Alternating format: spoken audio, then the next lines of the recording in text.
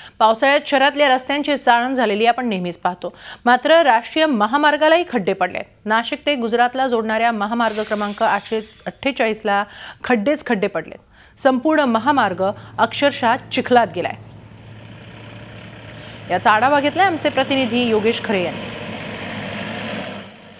शहरात खड्डे तर आपण नेहमीच बघत असतो, मात्र हायवेला खड्डे आणि तेही रस्ताच या खड्ड्यांमध्ये दिसत नाही अशी परिस्थिती या ठिकाणी झाली आहे। आपण आहोत 848 क्रमांकाच्या महामार्गावर। आपण बघू शकतोय की हा महामार्ग पूर्णपणे चिखलामध्ये रुतलाय। या ठिकाणी रस्ता तर कुठेच दिसत नाही आहे।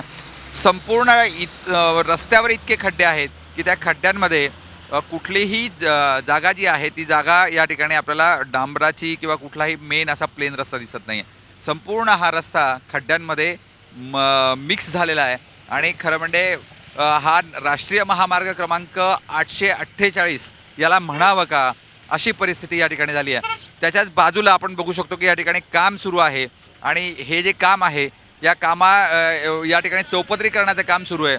चौपदरीकरणाचं काम सुरू असताना या ठिकाणी खरं म्हणजे एक स्वतंत्र असा चांगला रस्ता या वाहतुकीसाठी देणं अपेक्षित असतं, मात्र हे न करता नेमका राष्ट्रीय महामार्गाच्या रस्त्यावरच हे काम सुरू करण्यात आलेलं आहे आणि त्याच्या बाजूला मातीचा रस्ता हा लोकांसाठी उपलब्ध करून दिला आहे।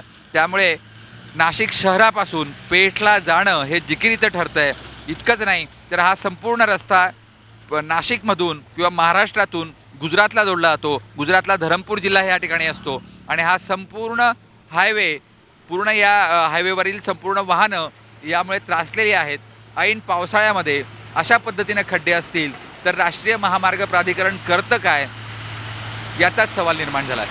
व्हिडिओ जर्नलिस्ट सोनू भिडेसह योगेश खरे, झी मीडिया, नाशिक। झी 24 तास रहा एक पाऊल पुढे।